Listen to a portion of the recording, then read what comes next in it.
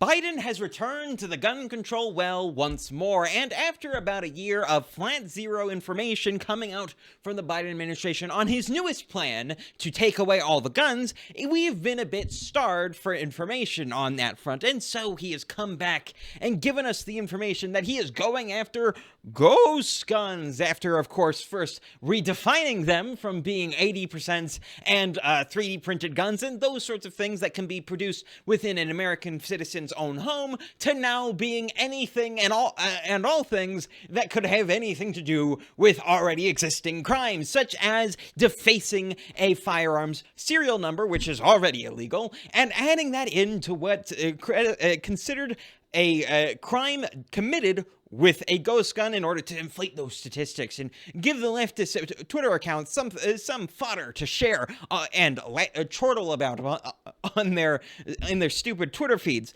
And, well, the leftists have been doing a lot of handiwork for Biden in the case of gun control, because they've been, even in the response to Biden trying to take away the guns and go through and try to add on to the NFA and literally change defined terms that were defined in the NFA to different definitions, which is brazenly unconstitutional in order to take away more guns, you will still have people on the left continually claiming that, well, no, Biden doesn't want to take away the guns. He hasn't taken away the guns, and neither has any Democratic president going back into the centuries. They've never tried to take away the guns. When that's obviously the goal, because you see, the Democrats have failed over and over and over again to take away the guns. At least since the 90s, they have continually failed to take away the guns. Before that point, they were a bit more successful on that front. But recently, they have been less successful in taking away the guns. And so, the leftists have come to the fully rational conclusion that because they failed to accomplish something, they weren't trying to do it in the first place. You might say it's the no true communism effect, where, of course, whenever someone fails to do something, means that they weren't trying to do it at all, and that they were intending to do quite the opposite, actually. As I've already said, you can see this in other places, like with real communism, and also with other things like grooming kids, or other takeovers of cultural institutions that the left have been trying to do, or canceling people. Whenever a failed cancellation happens, the cancellation was just non-existent, of course. This is a continual leftist tactic to just pretend as though they weren't doing anything at all, when it's obvious that they were attempting to do exactly what the right is accusing them of. As I've already stated, another example of this sort of thing happening is the current discussion going on about the whole grooming situation and the anti-groomer bills that are being put up in many red states, including places like Florida, where it gained its impetus and great controversy.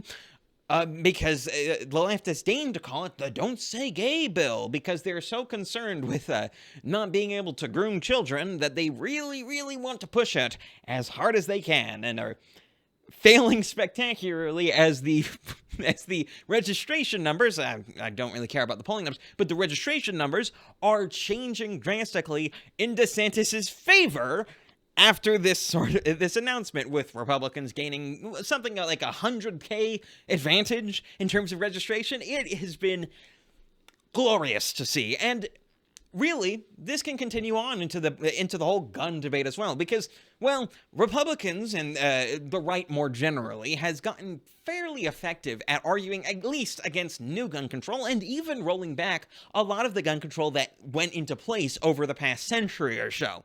And in the past few decades, we have become very effective in the language of the gun debate, and have been able to even block Biden's ATF nominees in the past. And he has now put up a new one, another gun grabber who's been a gun control advocate and that sort of thing in the past as well. And I really hope that he doesn't get into the ATF position of directorship either. It would be very fun to see Biden never being able to put in an ATF director at all, at the same time that he's unable to remember that it's actually ATF and not AFT. It would be quite funny to see, and I really do want to see it. But as let's make it clear.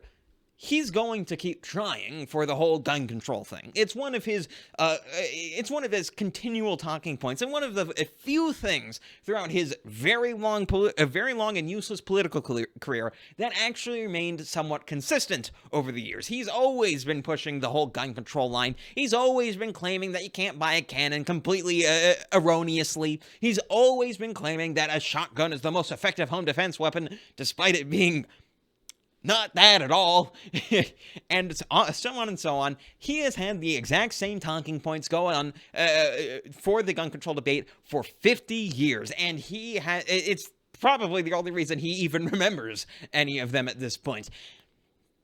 But even then, it's really funny to see what he doesn't remember in this particular announcement, where he continually trips over every other word, over talking points that he has made over and over and over again over the past 50 years. How are you messing this up, dude? He's messing it up more than I am on off-the-cuff rants.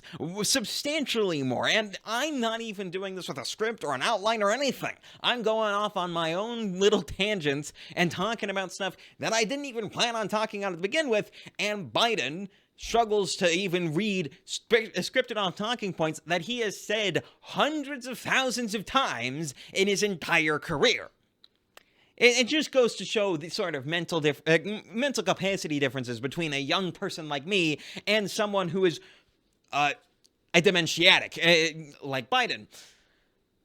But gun control is a beast that will likely never be fully defeated. There will always be people who will claim that that self-defense is an illegitimate means of, well, self-defense, and that lethal force is never justified. Of course, these sorts of claims are absurd and require a denial of the legitimacy of the American Revolution, which is why they should never be accepted in the U.S., period. But people are going to keep on doing it on and on into infinity because, well, they don't like guns and most of them are pansies. And I think that's where I'm going to leave you guys off. If you enjoyed that video, do subscribe down below and check me out on other platforms, especially if I'm on YouTube, because I can't necessarily post all the videos that I want to post on here, and I prefer the other platforms that I have to YouTube greatly. That being, I have my BitChute, my Odyssey, my Rumble, my Brighteon, and all sorts of platforms down there in the description. There are links, and I suggest you go check them out. I'm KelKidman. This has been Breaking on the Daily. Don't be square.